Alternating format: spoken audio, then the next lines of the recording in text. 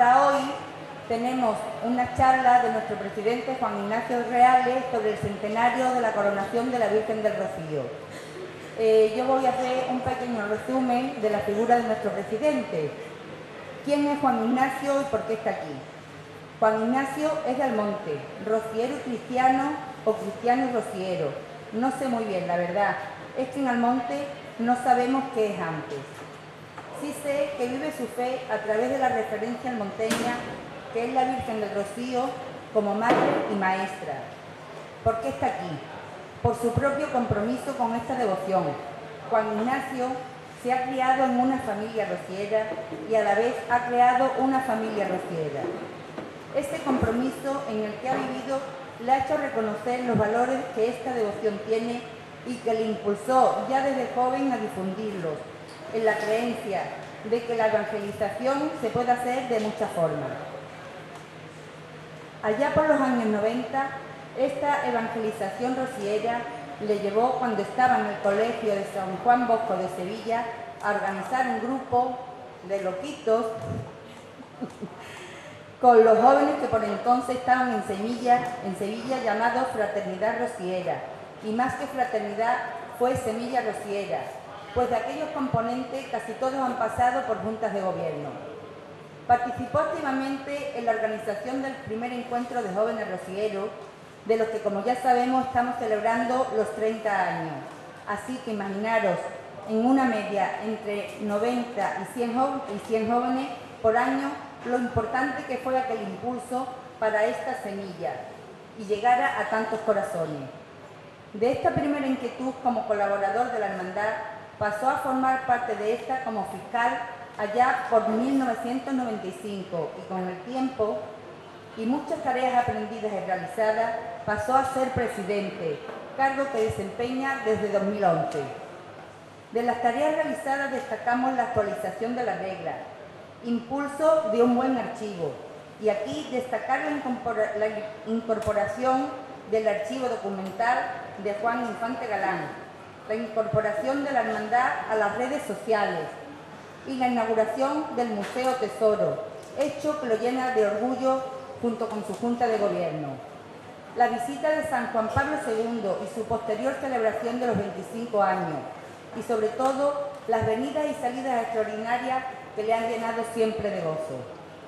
También es muy importante para él la evangelización y difusión a través de varios libros con el objetivo de reforzar la formación de todos aquellos devotos y no devotos de la Virgen del Rocío. Y los jóvenes, siempre en su horizonte, sabedor de que son los necesarios continuadores de esta forma de ser cristianos. Ya por último, va a poder disfrutar y nos va a contar cómo se prepara la celebración del centenario de la coronación de la Virgen del Rocío, que marcó un antes y un después en la historia de la devoción. Sin más, os dejo con Juan Ignacio Reales Espina y un aplauso para él. Gracias.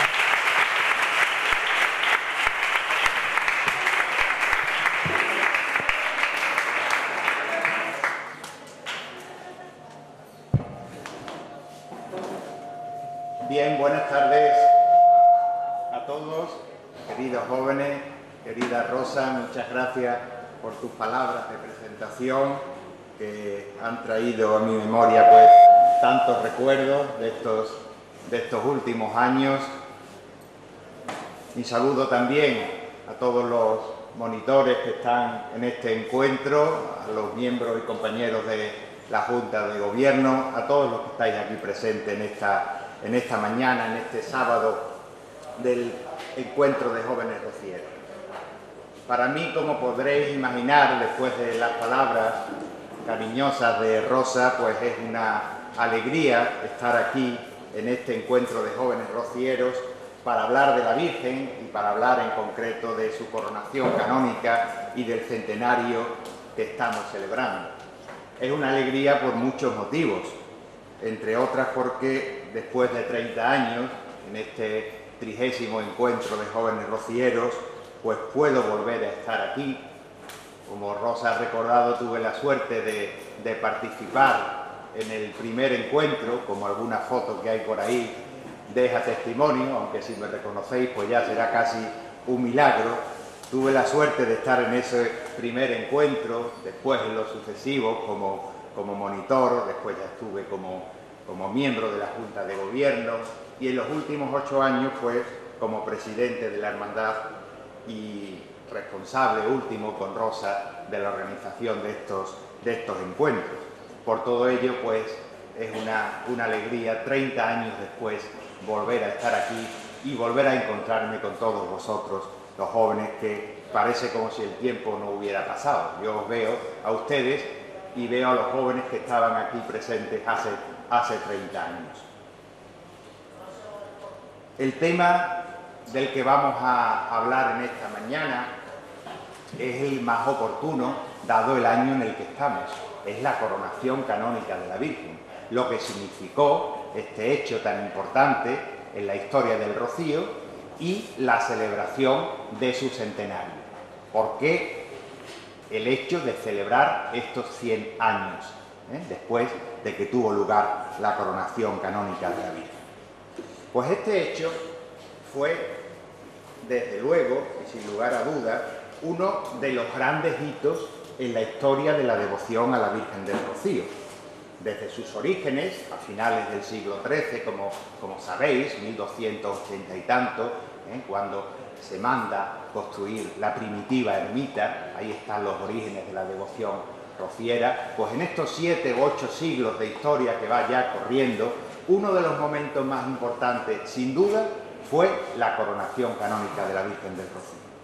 Si tenemos que citar algunos de esos momentos que han marcado un antes y un después en la historia del Rocío, podríamos hablar del año en el que se proclama a la Virgen como patrona de Almonte, que fue en 1653, o podríamos también hablar del momento en que se hace el voto del Rocío Chico, que celebramos todos los años el 19 de agosto, en 1813, o la construcción del nuevo santuario, 1969, la visita del Papa San Juan Pablo II al Rocío en 1993, hace ahora 25 años, o el más reciente de todos ellos, el que tiene lugar en los años 2012 y 2013, el primer año jubilar del Rocío, que se celebra con motivo del bicentenario del Rocío Chico. Pues entre estos acontecimientos, todos ellos decisivos en la historia del Rocío, la coronación canónica de la Virgen, que tiene lugar en 1919, es sin duda uno de los más importantes, de los de más trascendencia en la historia de nuestra devoción. ¿Cuándo surge todo? ¿Cuándo se inicia el proceso que lleva a la coronación de la Virgen del Rocío? Todo esto estoy convencido de que ya lo conocéis. Voy simplemente a iros recordando fechas, momentos, datos históricos sobre los que ya habéis trabajado en este encuentro y antes en vuestras hermandades. Vamos a hacer un repaso de todo eso para tenerlo siempre presente y entender el porqué de la importancia de esa coronación canónica. Pues todo esto empieza pues gracias a un casi paisano nuestro, un sacerdote de Hinojos, que se llamaba Juan Francisco Muñoz y Pavón, un gran rociero, de muy cerquita de aquí, que llegó muy alto también después como sacerdote, fue canónigo de la Catedral de Sevilla y además fue un gran escritor, un gran literato, un gran predicador, una persona muy querida y estimada en toda nuestra tierra, tanto por sus publicaciones, por sus predicaciones, por su oratoria, una persona de mucha influencia y relevancia en nuestra tierra, en Huelva, en Sevilla, de la primera mitad del siglo XX. Pues fue Juan Francisco Muñoz y Pavón el que lanza por primera vez la idea de coronar a la Virgen del Rocío. Y lo hace en un conocido artículo publicado en la prensa que se llama, seguro que ya lo sabéis todos, La pelota está en el tejado.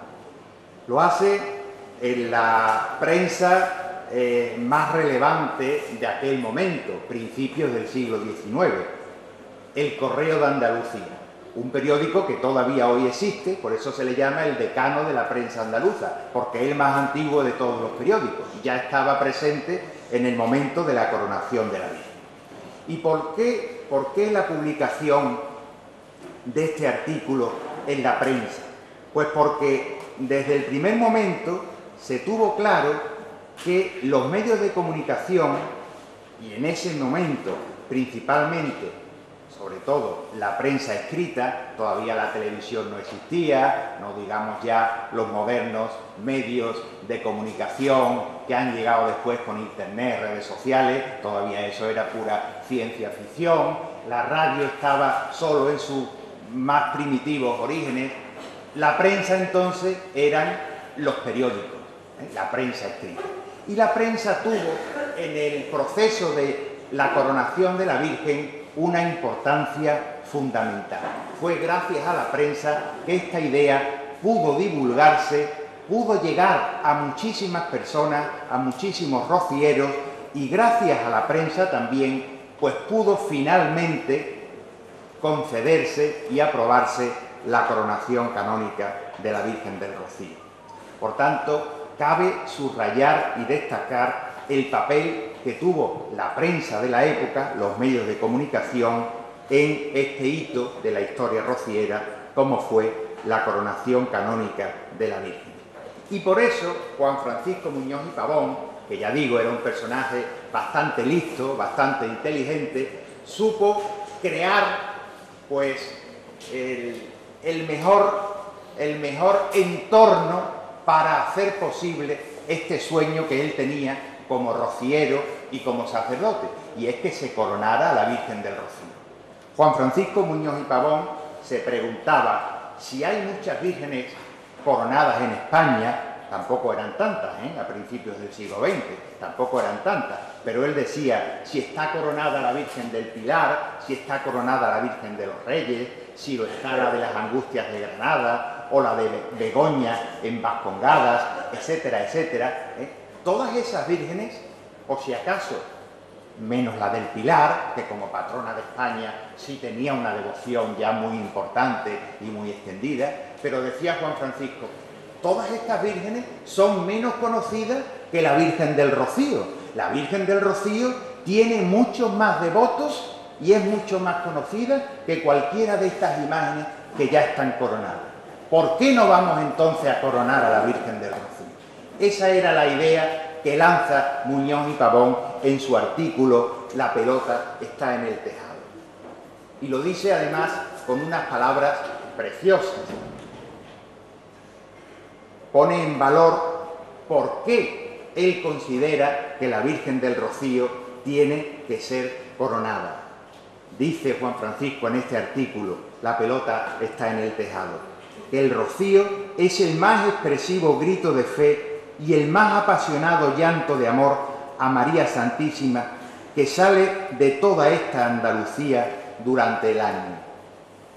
La Virgen del Rocío, esta imagen de la Madre de Dios, debe ser canónicamente coronada. Es cuestión de decoro rociero. Era una cuestión de honor para todos los rocieros que nuestra Virgen fuera coronada.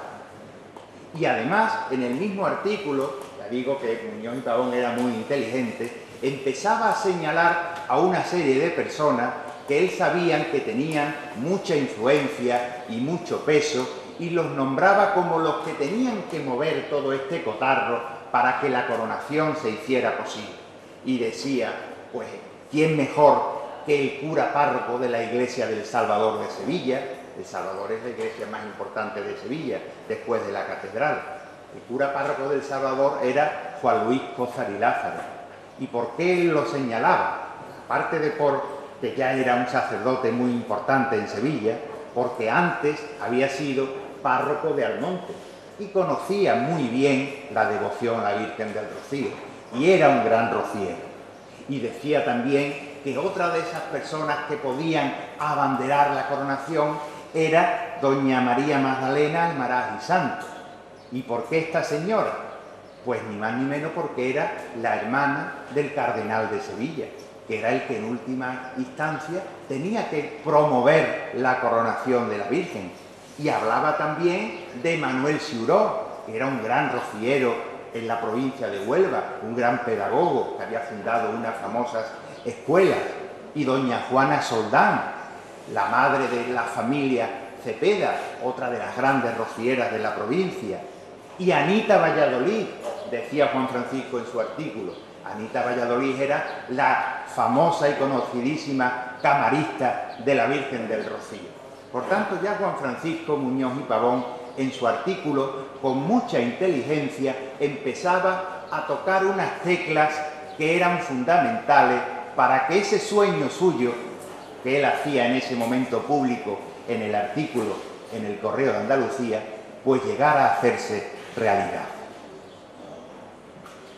Y acababa diciendo Juan Francisco Muñoz y Pavón en su artículo: creo, y lo creo como si lo viera, que para el rocío que viene, está escribiendo el artículo el 25 de mayo de 1918, es decir, recién pasada la romería del año 18. Y decía Juan Francisco en este artículo: creo que para el rocío que viene podríamos cantar canónicamente la copla que aprendimos cuando niños. La Virgen del Rocío, Blanca Paloma, ha estrenado este año manto y corona. Así acababa su artículo Juan Francisco Muñoz y Pavón, con esta letrilla tan bonita, premonitoria de lo que podía pasar un año después. Y efectivamente, así fue. Y esto es casi un hecho milagroso, providencial.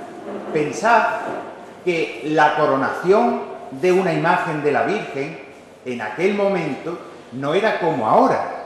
Ahora estamos acostumbrados a ver coronaciones con relativa frecuencia. En Huelva se han coronado hace poco imágenes de la Virgen, en Sevilla también se han coronado varias imágenes, hace muy poco tiempo la Virgen de la Hermandad de San Gonzalo, o en Málaga. Es muy frecuente hoy día la coronación de una Virgen porque depende solo del obispo de cada diócesis. Pero entonces no. En este momento, principios del siglo XX, la coronación solo la aprobaba el Papa en Roma. Por tanto, tenía una importancia muy destacada y era muy difícil, que una petición, fijaros, de un pueblecito de Huelva como era Almonte, de su patrona, llegara a Roma y se aprobara. Y así fue.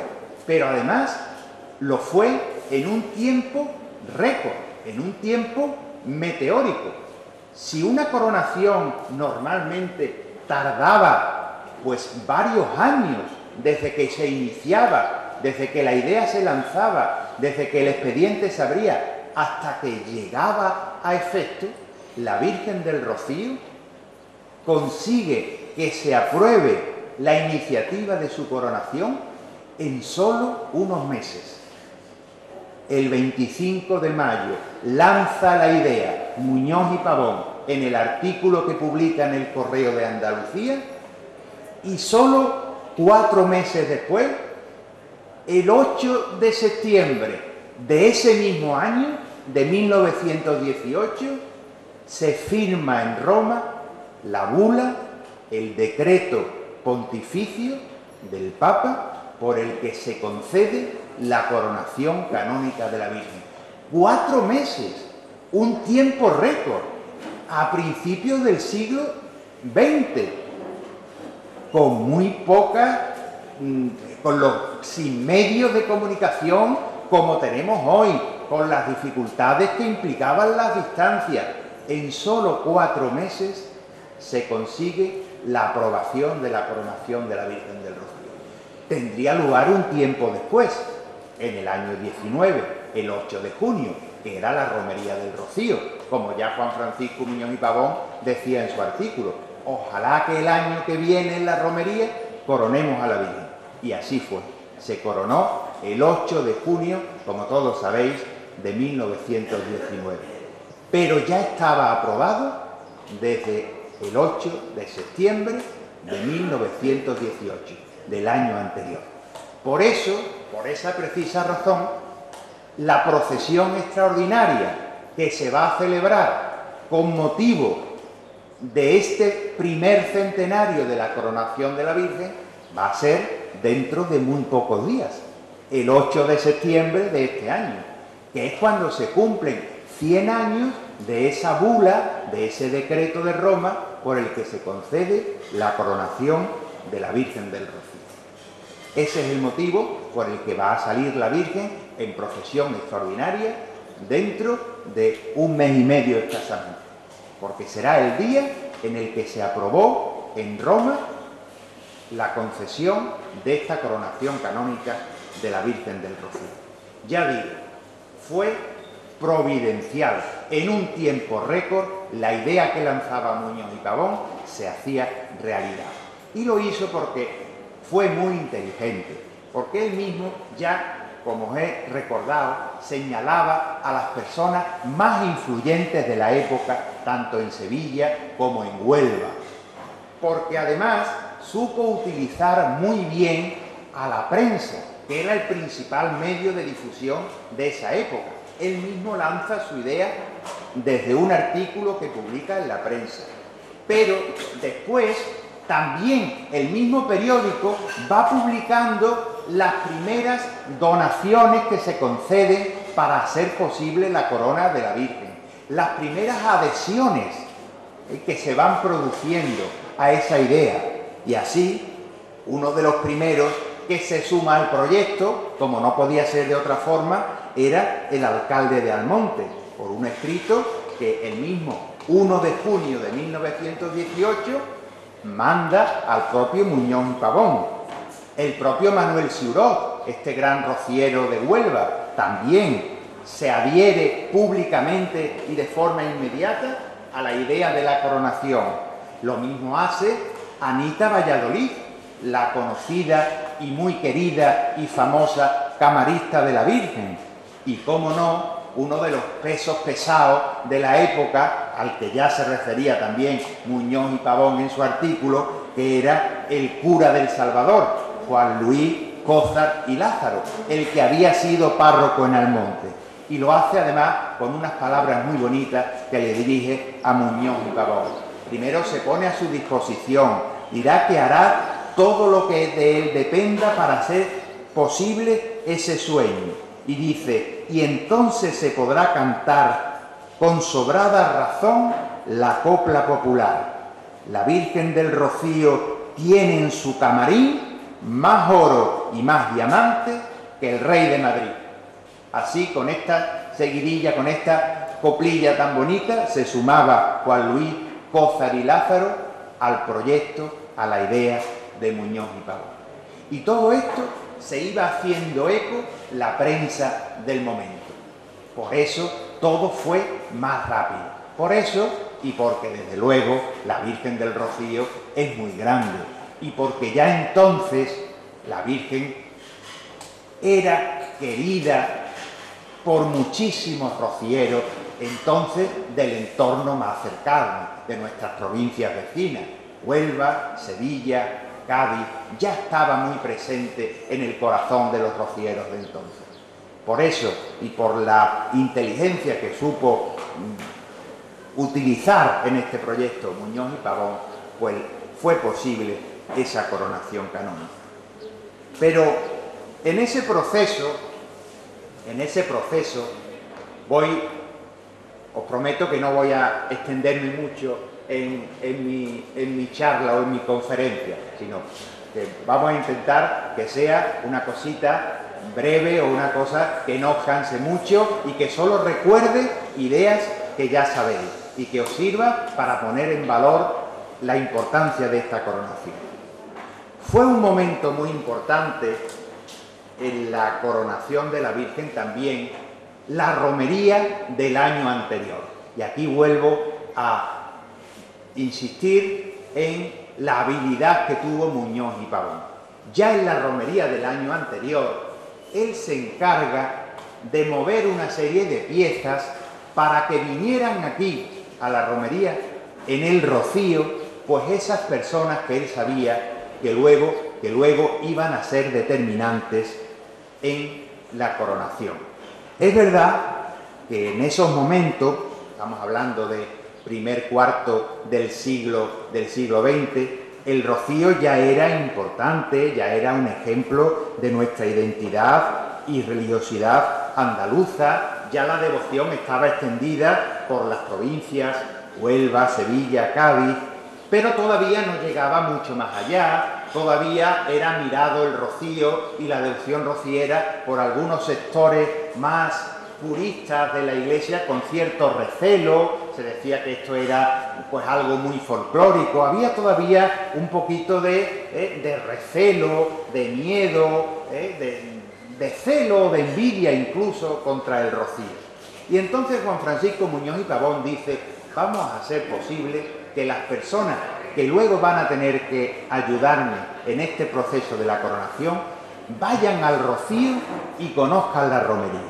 Y entonces consigue que ya en esa romería del año antes, la del año 18, pues venga a visitarla, se venga a la propia romería, nada más y nada menos que la hermana del cardenal de Sevilla, doña María Magdalena Almaraz y Santos. Se viene al rocío y está aquí toda la romería del año 18. Y además la rodea de una serie de rocieros de los más conocidos e influyentes de la época. Con doña Magdalena Almaraz están presentes en la romería del 18 el cura del Salvador, Juan Luis Cózar y Lázaro, Pedro Alonso Morgado, otro gran rociero y escritor de La Palma del Condado, don Ignacio de Cepeda, el vizconde de La Palma, otro gran rociero, don Manuel Siurot, los conocidos ganaderos Anastasio Martín, todos esos están presentes en la romería del año 18 y todos ellos están acompañando a la hermana del cardenal Almaraz.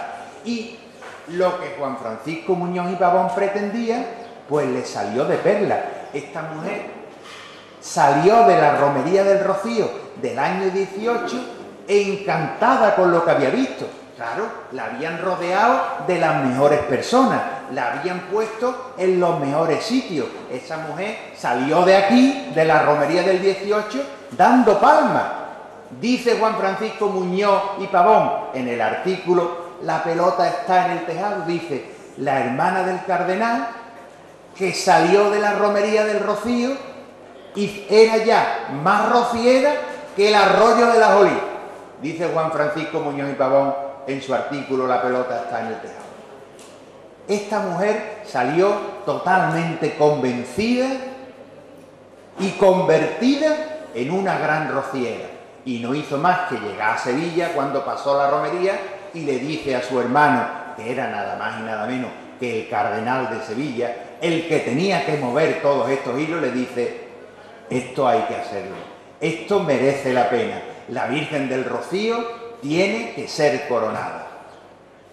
Y el cardenal, pues lógicamente, ¿por quién mejor que por su hermana?, se deja convencer, se convence de que efectivamente esta idea de Muñoz y Pavón merecía la pena. Aparte que el propio Muñoz y Pavón era un gran sacerdote de Sevilla, era un canónigo, era una persona cercana al propio cardenal, pero supo además rodearse de las personas más influyentes para que todos sumaran y remaran en la misma dirección.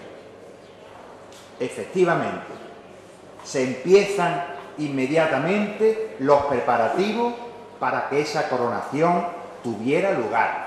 El cardenal de Sevilla forma una junta de señoras y una junta de señores o de caballeros, para que empiecen a organizar y a preparar la coronación de la Virgen. En la Junta de Señoras pues está lógicamente su hermana, doña Magdalena Almaraz y Santos, está doña Juana Soldán, está la camarista de la Virgen, Ana Valladolid, y otra serie de señoras de aquel momento. Y en la Junta de Caballeros pues está el propio Muñoz y Pavón, está don Ignacio de Cepeda, está Manuel Ciuró, está el cura párroco de Almonte, está el alcalde de Almonte, está el párroco del Salvador, Cózar y Lázaro. Esa junta empiezan a trabajar inmediatamente. Lo primero es que se manda la petición a Roma. El cardenal de Sevilla inmediatamente manda la solicitud a Roma de que se corone a la Virgen del Rocío. Y además hacen público, y de nuevo vuelven a recurrir a los medios de comunicación, a la prensa de la época, hacen pública la idea y empiezan a pedir adhesiones y empiezan a pedir colaboración, porque surge desde el primer momento una idea muy bonita, que la corona que se iba a hacer para la Virgen del Rocío fuera sufragada por sufragio popular, es decir, por todos los rocieros, por todos los devotos, que cada uno diera lo que pudiera, desde el que pudiera dar más hasta el que pudiera dar lo mínimo, hasta tal punto que en ese artículo, en esa circular que se manda a todo el mundo y que se publica, acaban diciendo los miembros de la Junta de la Coronación una cosa tan bonita como esta. Dicen, lo mismo el que diera una joya valiosa como el que solo entregara un puñado de trigo. Que no podéis darle nada, que porque no podéis darle nada se os arrasan en lágrimas los ojos. Esas lágrimas de amor valen más que los brillantes y que las perlas. Ese es vuestro donativo que no quedará sin premio. Mirad qué bonito. Todo valía para hacer la corona de la Virgen, desde lo más importante a lo más humilde.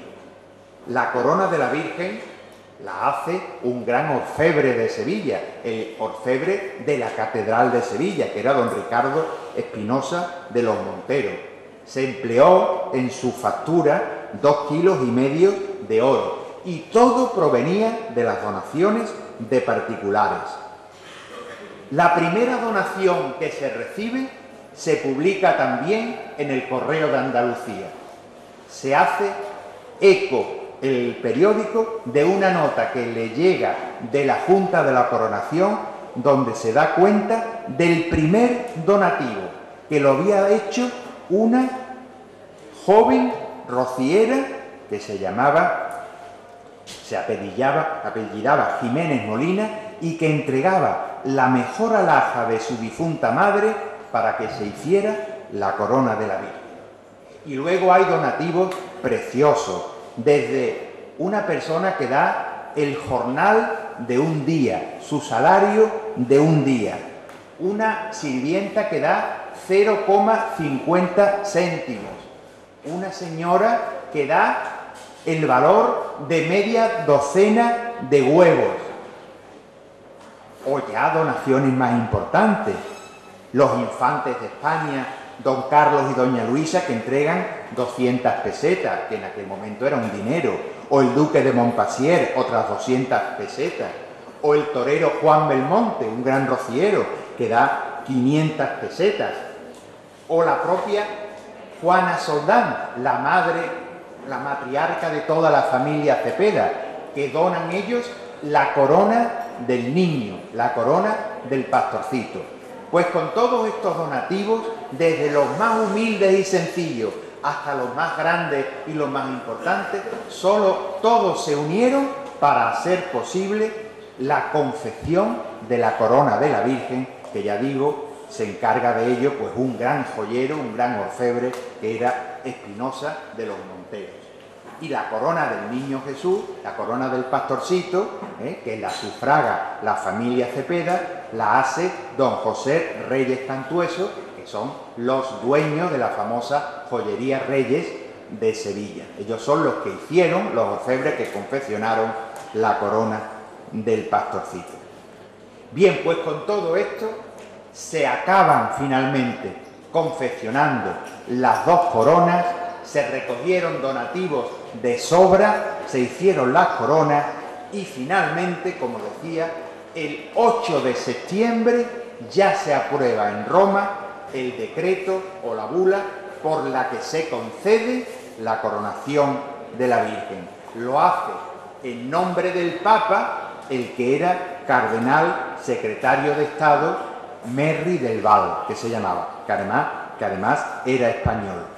Y, entre otras cosas, esa bula dice: por lo cual, recibido primero el voto del ilustrísimo señor decano de nuestro capítulo, favorablemente emitido, por acuerdo unánime, decidimos y mandamos que la Santísima Imagen de Nuestra Señora, llamada por el pueblo Nuestra Señora del Rocío, sea en solemne rito con diadema de oro coronada, el 8 de septiembre de 1918. Y como os decía, una vez aprobado por Roma, ya solo quedaba el momento en que la coronación se hiciera efectiva. ¿Cuándo era ese momento? Pues todo el mundo pensó que qué mejor ocasión que la romería del Rocío del año siguiente. Pensad que entonces, 1918-19, para venir al Rocío era una odisea. Aquí no había ni carreteras, eran muy pocos los vehículos que había, era muy difícil venir. Aquí, en medio del año, eran muy pocas las gentes que venían. Pues dijeron todos los responsables de la Junta de la Coronación y el cardenal de Sevilla que el mejor momento para coronar a la Virgen era en su romería. Y por eso se esperó al 8 de junio de 1919, a la romería del Rocío de ese año. Y en esa romería es cuando se corona a la Virgen. ¿Cómo fue ese acto? ¿Cómo fue ese momento de la coronación de la Virgen? Pues nos lo cuenta todo, la mejor historia, el mejor relato de la coronación de la Virgen lo cuenta don Ignacio de Cepeda, el vizconde de La Palma, en un librito que él hace unos años después, que se llama precisamente así: Crónica de la coronación de la Virgen del Rocío. En ese libro cuenta paso por paso todos los hechos, todos los datos, todos los episodios que llevaron a la coronación. Y entre otras cosas nos dice que el viernes 6 de junio, es decir, un día antes de empezar la romería, llega el cardenal de Sevilla aquí al Rocío. Lo reciben todas las autoridades, el presidente de la Hermandad Matriz, el alcalde de Almonte, la camarista, todas las autoridades, todas las hermandades que estaban presentes, reciben solemnemente al cardenal, que era la primera vez que venía al Rocío. El día siguiente, el sábado ya de Rocío, que era el 7 de junio, tiene lugar la presentación de las hermandades ante la Virgen, como sigue ocurriendo hoy. Lo que pasa que entonces la presentación empezaba el sábado por la tarde. Todavía eran muy pocas hermandades. ¿Sabéis cuántas hermandades había en la romería de 1919, las que estuvieron presentes en la coronación? Eran solo 12, eran muy pocas. Empezaba el sábado por la tarde. Con el tiempo la presentación empezó el sábado por la mañana. Y ahora ya, desde hace 6 años, pues la presentación empieza el viernes por la tarde. No es lo mismo cuando había 12 hermandades que ahora que tenemos, gracias a Dios, 121 hermandades filiales. Pues bien, esa presentación de hermandades del sábado por la tarde ya estaba presidiéndola el cardenal Almaraz, el cardenal de Sevilla. Hay fotos muy bonitas donde se ve al cardenal en el balcón de la antigua ermita mientras van pasando las hermandades por la puerta del santuario. Y en la madrugada de ese mismo día,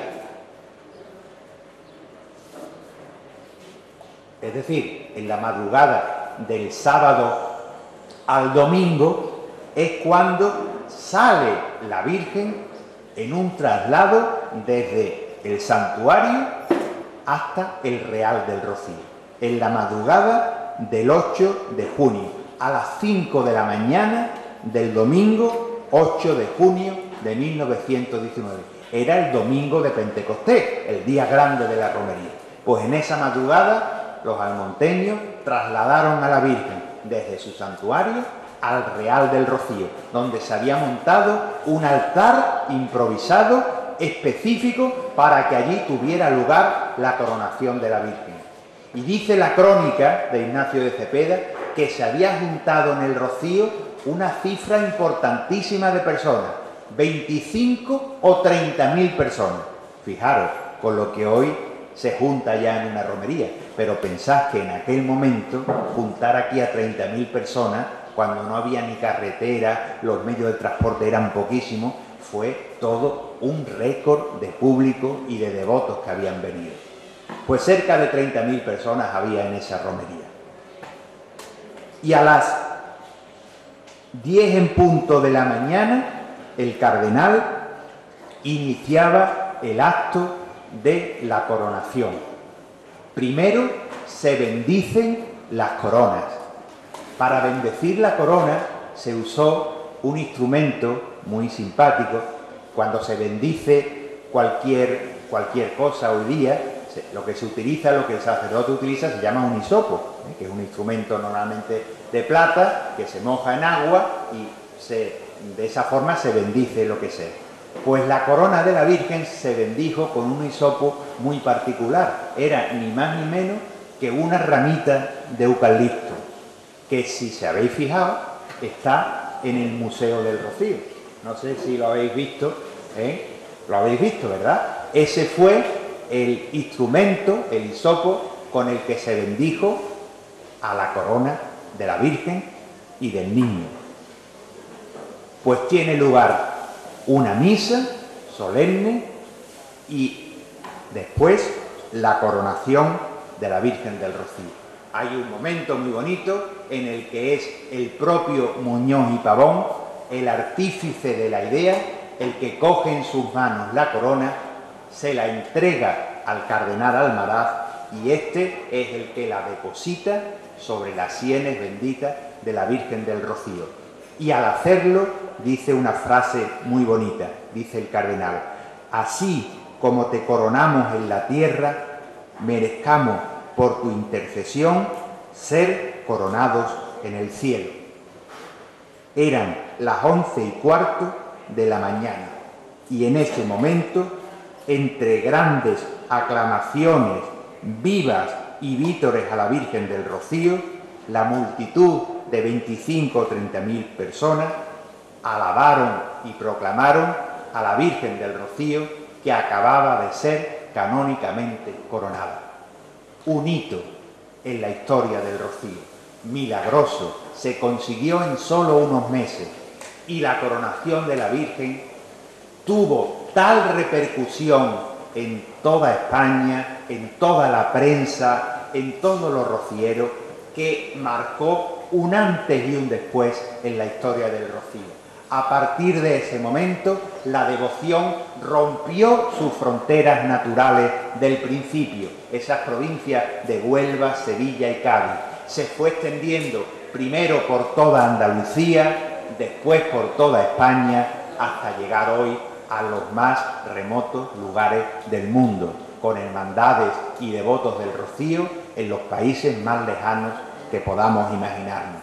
Pues todo eso también lo hizo posible la coronación. La coronación fue, por tanto, un revulsivo importantísimo. Tener a una imagen coronada y con una coronación de las de entonces, de las que aprobaba el Papa de Roma, tuvo una repercusión y un efecto multiplicador. La devoción se dio a conocer por todas partes. La coronación fue, por tanto, una auténtica bendición para todos los rocieros. Pero todo eso fue posible porque ya desde mucho tiempo atrás la Virgen del Rocío reinaba de verdad en los corazones de tantos y tantos rocieros. Hoy día nos quedan algunos recuerdos de esa coronación, aparte, claro está, de la corona de la Virgen, que la seguimos viendo, la seguimos contemplando todas las romerías cuando la Virgen sale en procesión. Y ahora mismo está la Virgen en su paso y tiene puesta la corona buena con la que fue coronada. Pero uno de los hitos que se llevaron a cabo para conmemorar la coronación fue el monumento que ahora tenemos en el Real del Rocío, donde se celebra la misa de Pentecostés todos los domingos de Rocío. Ese monumento que vemos ahí en el Real y que hoy es para nosotros tan natural y tan frecuente verlo, antes no estaba. Se hizo expresamente para conmemorar ya para siempre que ese fue el lugar donde la Virgen fue coronada. Un monumento que, por cierto, ayer mismo ha sido restaurado y hoy lo podemos contemplar con una belleza y perfectamente limpio, a diferencia de los días anteriores donde ya notaba mucho el paso del tiempo, estaba muy oscurecido. Pues hoy, desde ayer que se limpió, hoy se puede contemplar como hacía mucho tiempo que no se veía ese monumento. Otro testimonio bonito, sencillo, entrañable de la coronación es un sencillo abanico que Muñoz y Pavón utilizó para dejar escrito en él, en cada una de las aspas del abanico, las sevillanas que él compuso precisamente con motivo de la coronación. Esas tan famosas que todos hemos cantado alguna vez: la Virgen del Rocío no es obra humana, que bajó de los cielos una mañana, etcétera, etcétera. Pues Juan Francisco Muñoz y Pavón escribió de su puño y letra en un abanico esa sevillana. Ese abanico está normalmente también en el Museo del Rocío, pero no lo habréis podido ver ayer porque ahora mismo se está restaurando precisamente, está sometiéndose a un proceso de restauración. Y como no, también nos queda, quizás como lo más importante, ese libro de tanto valor que es la crónica que hizo Ignacio de Cepeda. Un libro que ya no existe, que se agotó en su momento muy pronto, pero que, si Dios quiere, el año que viene lo vamos a reeditar desde la Hermandad Matriz, dentro de las actividades que vamos a llevar a cabo. Y ya, para concluir, ¿por qué ahora, 100 años después, tenemos que celebrar lo que supuso la coronación? ¿Por qué celebrar este acontecimiento? ¿Lo hacemos solo, bueno, pues por traer al recuerdo lo que fue un importante momento de la historia del Rocío? Bueno, está bien hacerlo por eso, es un momento muy importante y por tanto está bien recordarlo cuando han pasado 100 años. Pero sobre todo, no hay que hacerlo por eso. No estamos solo recordando algo que pasó en el pasado. No solo eso, sino desde la Hermandad Matriz y desde la Junta de Gobierno nos hemos propuesto celebrar de la mejor forma que seamos capaces este acontecimiento para recuperar hoy día, en el momento presente, en la actualidad, el verdadero sentido que tuvo y que tiene que seguir teniendo hoy día la coronación de la Virgen. Nosotros, ustedes, los jóvenes, los miembros de todas nuestras hermandades, todos los rocieros de hoy en día, todos los rocieros del siglo XXI, tenemos que coronar también ahora a la Virgen del Rocío. ¿Y cómo podemos coronarla hoy día? Pues haciendo que ella reine también de verdad en todos nuestros corazones, como reinaba ya en los corazones de vuestros abuelos a principios del siglo XX, cuando hicieron posible su coronación.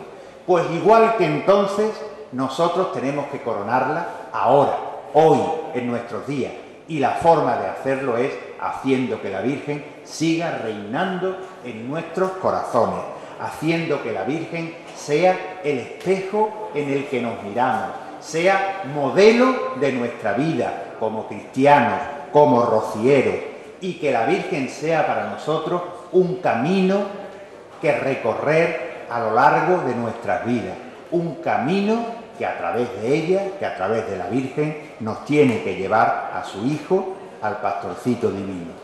Esa es la corona que hoy, 100 años después, tenemos todos nosotros que ponerle a la Virgen. Y ese es el motivo de celebrar los 100 años de la coronación. Y por eso vamos a emplear todos los recursos, todas las energías, todo nuestro trabajo, toda nuestra ilusión desde la Hermandad Matriz y seguro que desde todas las hermandades y desde toda la familia rociera en recordarlo. Y vamos a organizar mesas redondas, vamos a organizar una serie de publicaciones muy importantes, vamos a organizar una gran exposición en el Museo del Rocío y sobre todo vamos a empezar la celebración por todo lo alto, con esa procesión extraordinaria que celebraremos, Dios mediante, dentro de un mes y medio, el 8 de septiembre, el mismo día que hace 100 años se firmaba en Roma el decreto de la coronación de la Virgen. Y después se acabará todo el año de celebración en la romería de 2019, cuando se cumplirán los 100 años de la coronación. La procesión de la Virgen del Rocío, de la romería del año que viene, será también extraordinaria, porque recordará igualmente su coronación. Y en esa romería, el sábado de Rocío del año que viene, se abrirá el segundo año jubilar del Rocío, que ya se ha concedido también por el Papa, con motivo del traslado de la Virgen al monte y del centenario de su coronación. Todos esos actos y muchos más que me dejo en el tintero vamos a celebrar a partir del mes de septiembre. Todo un curso de septiembre del 18 hasta junio del 19 celebrando este centenario de la coronación de la Virgen. Pero todo por un motivo y con un objetivo primordial. No solo recordar lo que pasó hace 100 años, sino traerlo y hacerlo visible y real en nuestros días, en nuestros corazones, en nosotros mismos, los rocieros del siglo XXI. Y ya concluyo y me despido de ustedes y aprovecho esta oportunidad de estar entre vosotros en el encuentro de jóvenes rocieros. Quiero acabar diciendo y recordando que os sintáis de verdad afortunados por estar aquí. Sois privilegiados. Pensad cuántos jóvenes hubieran querido estar aquí en este momento, en este fin de semana. Pensad que estáis viviendo, que estáis pasando un fin de semana en la misma casa de la Virgen. Esta es la casa de la Hermandad Matriz y detrás de esa pared está la Virgen del Rocío. Por tanto, estáis viviendo con ella. Sois privilegiados y tenéis por eso que aprovechar cada momento de lo que vais a vivir este fin de semana y aprovechar el encuentro al máximo, sacarle el máximo partido. Sabéis, lo habrá dicho Rosa y vuestros monitores, que cuando empezamos a organizar estos encuentros hace 30 años y hoy día sigue siendo igual, nos proponemos dos cosas. Primero, fomentar entre jóvenes de todas las hermandades la convivencia, que forméis una verdadera hermandad, que os conozcáis, que creéis unas amistades que van a perdurar para siempre. Yo me sigo encontrando hoy día con amigos íntimos que conocí en los encuentros de jóvenes rocieros. Eso por un lado, la convivencia, la hermandad entre vosotros, la amistad que van a hacer para siempre. Y por otro lado, la formación, que de verdad salgáis de aquí aprendiendo mucho más de lo que significa ser rociero, que en definitiva aprovechéis vuestra devoción a la Virgen para que a través de ella vuestra vida sea también un camino de vida cristiana. Por tanto, mi enhorabuena a los que estáis aquí, por esa suerte que tenéis de poder participar en este encuentro. Y mi enhorabuena también y mi agradecimiento a todas las personas que lo hacen posible, especialmente a nuestra delegada de Juventud, a Rosa, desde la Hermandad Matriz, a su equipo de colaboradores, a Quique, a Chemi, a todos los monitores y colaboradores que estáis presentes, a todos los trabajadores que están aquí ocupándose de que no falte de nada, a todos mi felicitación y mi enhorabuena. Y de verdad que espero que volváis a vuestras casas, a vuestras familias, a vuestras hermandades, enriquecidos con lo que aquí habéis recibido y sobre todo llevándoos el sentido de lo que de verdad tiene que significar la coronación de la Virgen para vosotros, no lo que significó hace 100 años para vuestros abuelos, no, lo que significa para vosotros. Y con eso acabo, que la Virgen del Rocío siga de verdad reinando hoy día en vuestros corazones, que ella sea para vosotros vuestro modelo en vuestras vidas. Nada más y muchas gracias.